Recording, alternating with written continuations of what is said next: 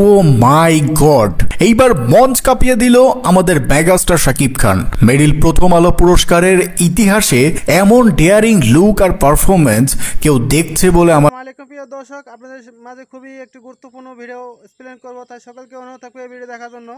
দর্শক, আমার কথা পারবো না, মূল ভিডিও আপনাদের সামনে এক্সপ্লেন করব, তাই সকলকে অনুরোধ থাকবে এই ভিডিও দেখার জন্য।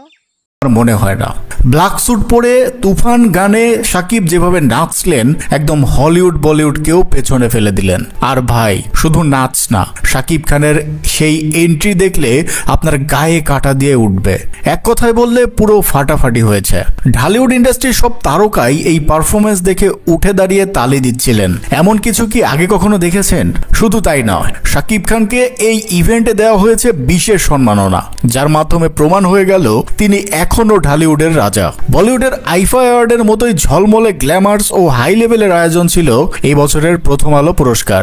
আর সেই মঞ্চে শাকিব খানের রাজকীয় কামব্যাক, ভাই এক কথায় লেজেন্ডারি। তো ভাই, আপনি বলুন তো, শাকিব খানের এই পারফরমেন্স দেখে আপনার কাছে কেমন লেগেছে? কমেন্টে জানিয়ে দিন। আর